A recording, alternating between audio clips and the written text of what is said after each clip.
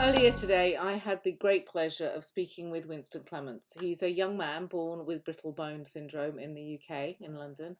In our interview, he explains how he overcame many stumbling blocks by simply holding on to his ambition and desire for things in his life, his own passion for his own life, and seeing limitations as nothing more than a puzzle that had to be figured out. He talks about his faith, his family, his dark days, and finally, I can honestly say, a truly inspiring understanding of three simple steps to a more fulfilled life. I came away truly believing that limitations are an illusion, and I hope you enjoy this interview as much as I enjoyed being part of it. And I hope you take away the positivity that Winston exudes. Enjoy. And then, so Winston, you've got brittle bone disorder, which you would have. It's a genetic condition. I mean, you were in the womb. It was there. Mhm. But when did you first become conscious of having brittle bone disorder? When was it something that you realized that you had? Yeah, I guess as far as my memory goes, I've always known that I've had it because, well, I guess going back, the easiest way for me to know would have been to compare myself with my two younger sisters who are perfectly able-bodied. So my parents had three kids. I was the eldest, and my two younger sisters followed me. So it was obvious, as a kid and as I began to step into childhood and do all of those things, that I was a little bit different from my sisters. And I guess in the way that brittle bones disorder manifests itself as well. So the condition is exactly what the name says on the tin. So I just broke a lot of bones, especially when I was younger. I think we worked out that by the age of 12 I'd fractured about 150 times, which would be an average of a break every month. And so, as you can imagine, there's a lot of physical trauma there, and a lot of hospital visits, a lot of surgeries, rehab, that kind of thing. And so for me, my childhood was a little bit, I guess, different and conflicting because I still wanted to get involved in all the things that all the other children did, playing in the playground like I saw my sisters doing. But on the other hand, I had to be, I guess, a little bit more aware because, for them, falling over could be, a little bruise on the knee, but for me, falling over could be a broken arm or broken leg. It's really interesting because whenever I've seen you, and I've seen you around on, like the TED circuit, and I know that you're a motivational speaker. You're not just a motivational speaker. I know you've got a degree in computer science, that you do a lot of work in terms of sort of inclusion. Um, so to have gone from that situation where there you are, really having to curtail your activities, seeing your sisters growing up, fully abled. It there's a real line between looking at someone and kind of going, oh, you poor thing, there, and you who's out there, you've got this extraordinary network. When I asked for an interview with you, I was put through this it wasn't a screening, but it was a very efficient process, and I was like, this guy's got his shit together. So it's like it's very easy for people to see someone in a wheelchair and go, and start talking to whoever's around you. You yourself has really taken charge of your life. And what I find interesting is that you've got this sort of mission. You've got a mission: 1 million people to unleash their full potential. You really want to motivate people. Where does that come from inside of you? Because especially now in the time of COVID, it's like there's people going through all sorts of head shit. So I was just, where does that come from inside of you that you went, you know what, life is, I mean, putting words in your head now. Life is great. Let's share this. What do you remember a process, or were you always like that? I think from a young age, I've always had, I guess the best word to describe it would be intuition. So I always had an intuition that I wanted to do something great or to have a great impact in the world. Now, when I was 4, 5, 6 years old, I had no idea what that meant, but it's something that I couldn't articulate then. But now looking back, it was just that feeling that, I was supposed to to do something, with my life, to have some impact. And as I grew up, as I guess went from childhood, teenagehood to adulthood, and then even into my career, what that impact looked like in my head kind of morphed and shaped into different things. So, like you said, I started my career as a technology specialist, I suppose. So I was basically a software engineer and, doing pretty geeky stuff, pretty cool IT, you know, technologies for big companies and that kind of thing. And in that moment, actually, Patricia, I thought that's where the impact would be. I thought maybe I could be the next Mark Zuckerberg. Maybe I could invent, a really cool platform that gets rolled out all across the world and helps a lot of people, do something within that tech space. But then as I kind of stayed in there a little bit longer, I realized actually, I don't know, like I'm really enjoying this. I'm doing a lot of cool work, but still it feels like there's more. And I guess the elephant in the room for me was always my situation, so my disability and my brittle bones disorder. And I guess if I'm perfectly honest, that I think there was a bit of an avoidance by me to talk about it publicly. So, I obviously at home it was easy because everyone knew me and they'd grown up with me, they understood me and that kind of thing. But it wasn't something that I really shared about a lot in public. But at the same time, because I'd consider myself to be a bit of a go-getter, and I am out there. So, I drive a car, I go to work, I'm fairly independent. I live in London, got my own apartment and those kind of things. So because I am out in the world, then naturally I was attracting these conversations with people like, but wait, you're a little guy in a wheelchair. How do you get to drive a car? How do you get to, you know, have a job and do all of these things? And so what I've started to realize was these one-to-one interactions that I was having with people were actually, for me, initially they were just, people making conversations, but then I started to understand and to see the profound impact it would have on someone when they turn around to their friend or to their colleague or to their parent and say, oh my god, I feel so inspired. Or if this little guy can drive a car, then oh my god, I need to start working on my driving license. And so I guess that kind of started dropping stuff into my mind about what that impact might look like, which I realized was, when I was younger, I would have loved to see, a grown up version of Winston kind of out there doing all of those things, living his life and, you know, I guess not having a limited life in any way.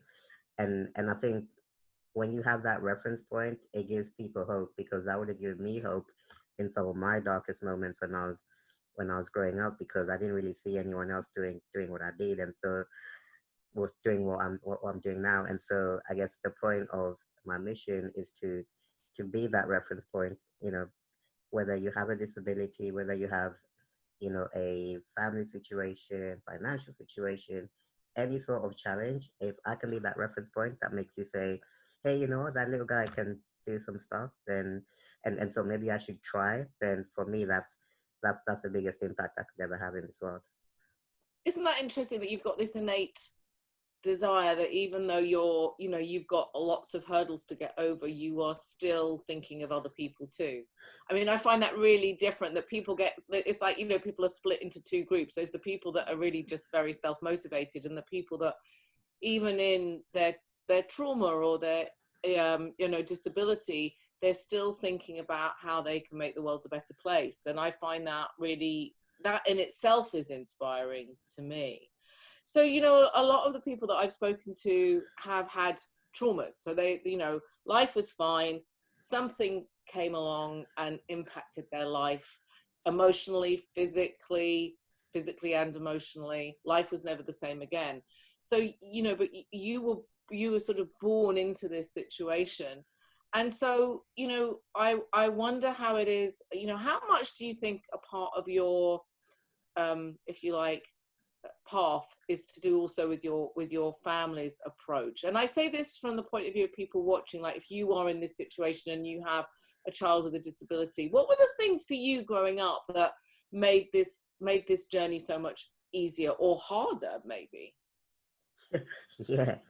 So so a couple of thoughts come into mind. So one, it was quite interesting, like I said, growing up with, my in my family with my sisters who are able-bodied, because I think, especially when I was younger, there was a part of me that kind of did want the special treatment because, for example, I'd misbehave in school or, not submit a piece of homework, and I'd come home and part of me would be thinking, well, my parents surely have to go easy on me because I've got special needs, right? But hey, if it was my sister, she should get towed up or she should get grounded or whatever.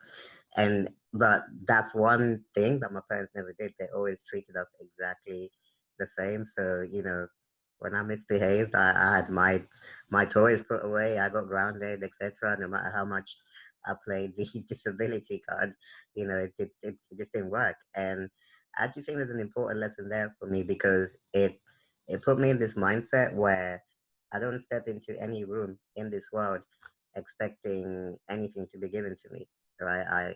If anything, I know I'm probably going to have to show up at 120%, whereas the next person only needs to be 100%.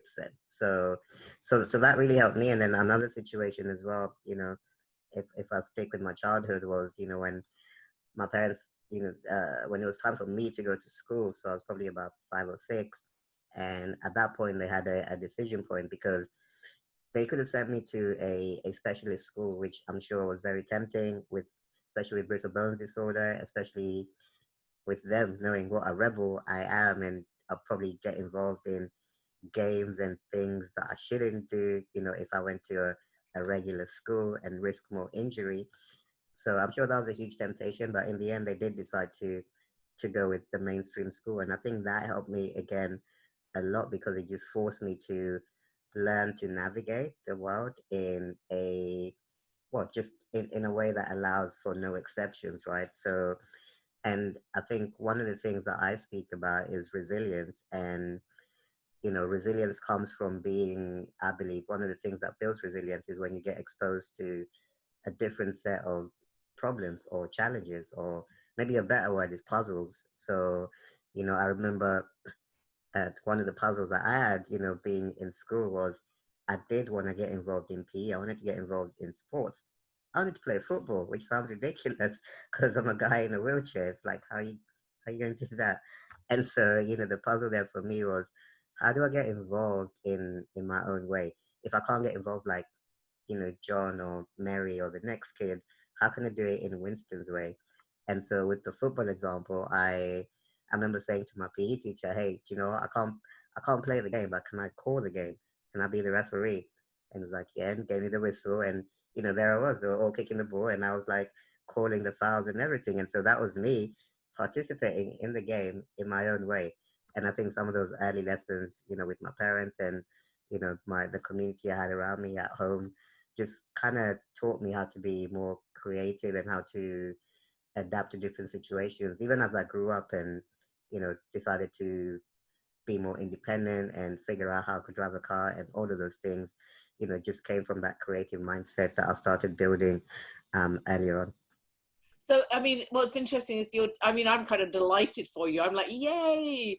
I'm also thinking you're not exactly a shrinking violet. I mean, like, so you could go up to the sports teacher and say that, but I think it, like you said, you've now provided a role model for other people in a similar but different or similar situation to be able to say, no, you do have to, because it sounds like the teacher with all the best will in the world would not have thought to make you the referee. You had to ask, and then they said, okay, well, so I find that interesting that it's two, the two things have to come together, and there has to be, your desire and their acceptance and willingness as well. But it's you have to speak up, and it's great that you've set that example. And I mean, a lot of people also talk about sort of faith in a way as well. I personally am not a religious person in that way, but I do honor that some people have a kind of a mindset, like you said, I'm here for a reason, and maybe that's did anything like that motivate you forward? Yeah, massively. I think And I've been brought up in a Christian home, so I'm a believer, and I'm very proud of my faith.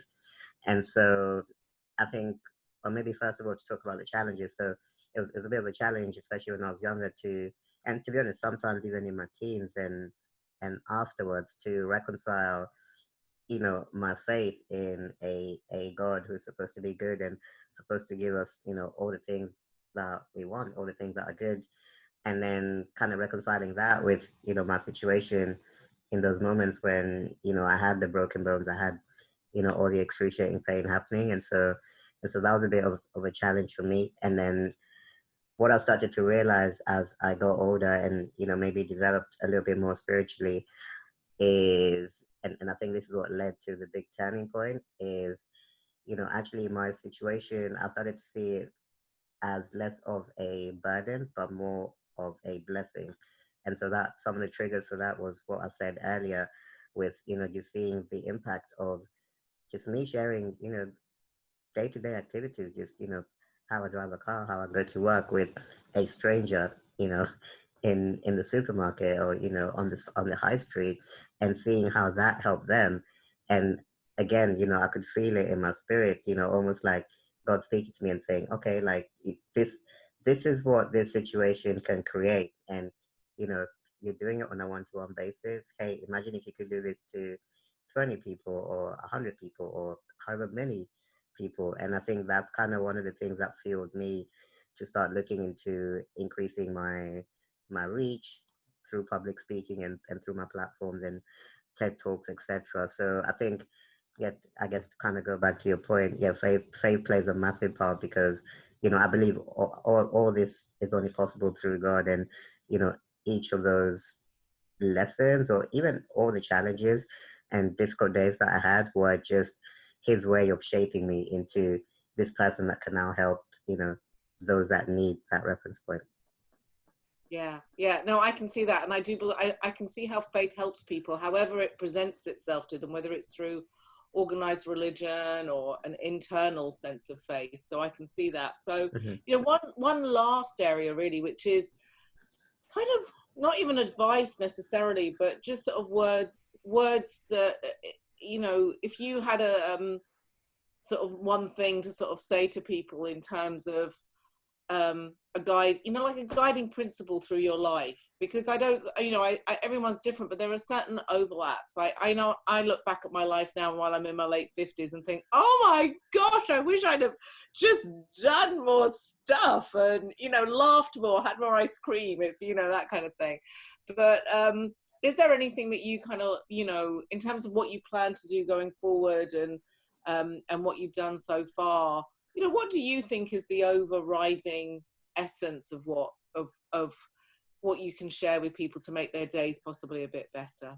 Mm, yeah, I love that point. I think what feels, yeah, I'll share this. So, and again, sort of going back to my childhood and especially on the dark days, because you see me here with a big smile on my face, but I did have some dark days as well, and I still do. Even as an adult, like we all do.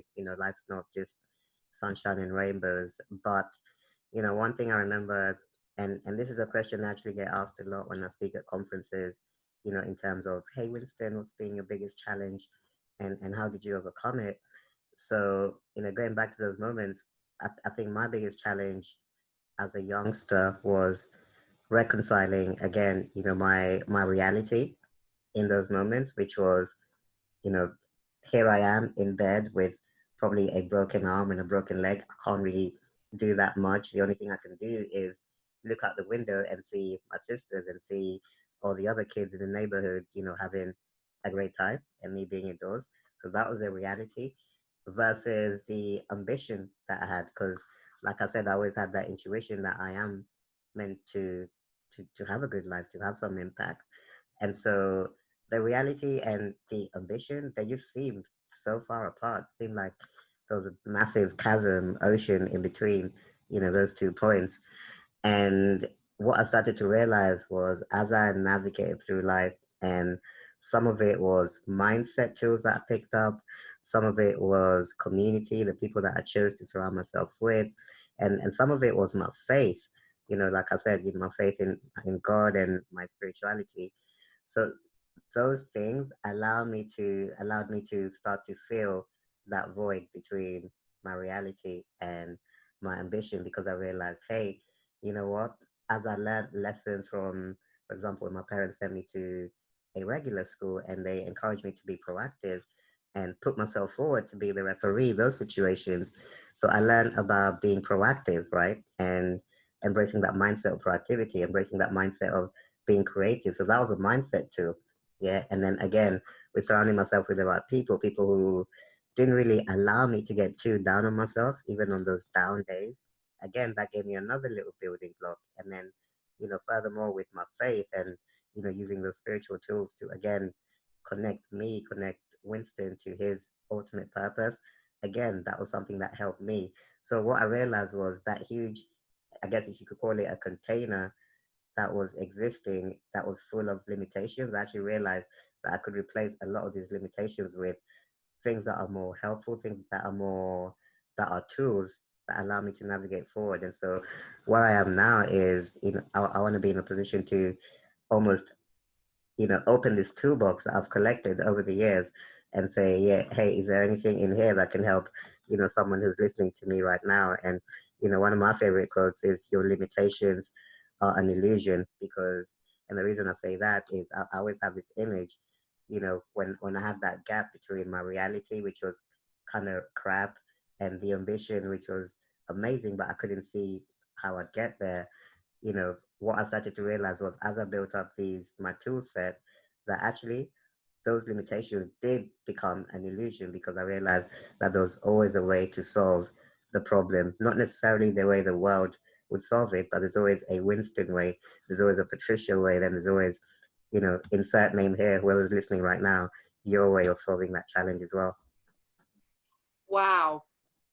I don't think anybody needs to know anything else. I mean, like, that's pretty, no, but seriously, I think you put it incredibly, approachably, and in a way which, you haven't mystified it. You've just made it really clear that the challenges aren't what you necessarily see them as being, and it's a building block. And I really appreciate that. I mean, I think, that's just an amazing way to leave it. And what I also liked, what I've come away with, is what you just said then. That's amazing. The community, the reality, and the aspiration. But when you said, well, it was a puzzle, it's not a problem, it's a puzzle. And I love that idea. I'll be using that myself. It's like, no, this is just a puzzle. I never did really like puzzles. I'm going to have to get to like them. Winston, thank you so much for your insight and your inspiration. Really a pleasure to talk to you. Yeah, thank you, Patricia. I look forward to doing this again sometime. Yeah, that would be great.